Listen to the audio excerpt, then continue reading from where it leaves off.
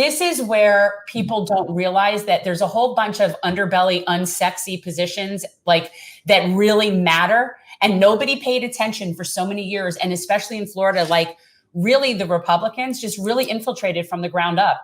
And the Democrats just really have not had a hold on local politics, on party politics, on getting into the electoral process at the same level that the Republicans have. They just haven't, because that's the only way we have basically a minority opinion dictating everything that's going on in this country. We're speaking with Thom Hartmann, author of The Hidden History of Big Brother in America. You know, Tom, I think a great point to be made, and obviously we know about the issues with the Democratic Party, obviously being corporate captured by Wall Street and whatnot. But if there's one thing that's distinctly different between the two parties is that the Republicans have a bottom-up approach, whereas the Democrats have a top-down approach. And that is something that, regardless of where you want to fight politically, having a bottom-up approach is the only way this is going to change. You can't be looking for that golden goose at the top and just assuming that, oh, yeah, we're just going to ride their coattails. It's how a buffoon like George W. Bush becomes president, because there's no way a guy like that could ever carry the party's weight. But because everything is a bottom-up approach, that's how the GOP is able to do it. I think the progressive side of politics really needs to start employing that method. How do you see that? I absolutely agree. Back in 2008, going into that election, there was a group out of the Northeast, I believe, that had significant billionaire funding. They've got Concord in their name. It's not Concord Coalition. It's Concord something else. But you can find them on YouTube right now. And they started distributing CDs, and the videos are also on YouTube. They're still there, or at least they were a year ago or so when I was playing them on a radio. And this guy, very nice, reasonable, kind of middle-class, middle-aged guy, he's looking into the camera and he's going, do you know who the most powerful political force in America is? Who the most powerful person in politics is? It's not the president. It's not a member of Congress or the Senate.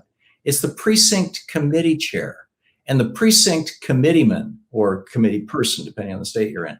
They not only write the platform for the party, they decide who are going to be the primary candidates. They can advance primary candidates. Primary candidates have to go through them.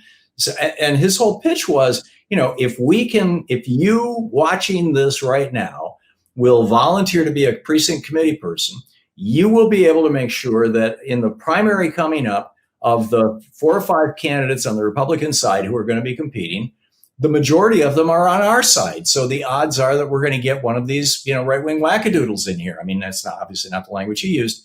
And I played this on the air in 2008. I played it in 2009. I have played the clips from those videos probably 100 times in the last 12, 14 years, however long it's been.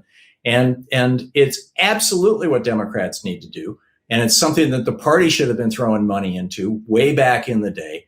And, instead they just, run ads when the campaigns come along. And, just like the same thing. I mean, in 2005, Randy Rhoads and me and I forget who all was there. I think maybe Sam Cedar was there. We went to Washington, D.C. when we were all on Air America.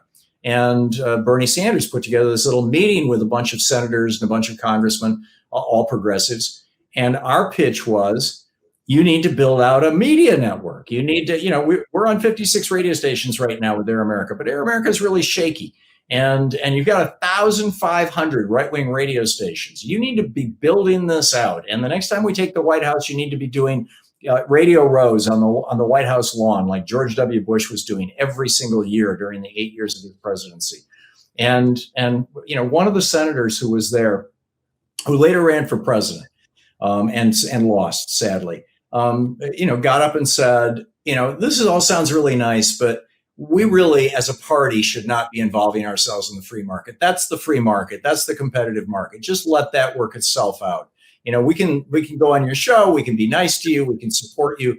But it's not the job of the Democratic Party to help or even get involved with building out, and I said, all we're asking is that you put this on the radar screen of your donors. I mean, Clear Channel, when they went bankrupt, the company sold for $1 billion. There's got to be somebody on the left who would like to make $1 billion business investment that'll actually produce a profit if it's well run. Mark Cuban.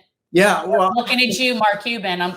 He's on my radar. I'm just saying. Okay, and it's like, we were banging our head, and Bernie was there going, yeah, do this, because he was on my show every Friday for 11 years. He knew the impact of being on radio. But you know, it's frustrating. Thanks for watching. If you want to support our mission to transform politics into service, please like this video, subscribe, follow us on social media, and consider joining our Patreon, where you'll get early access to our interviews as well as other exclusive content. Links are in the description. Peace out.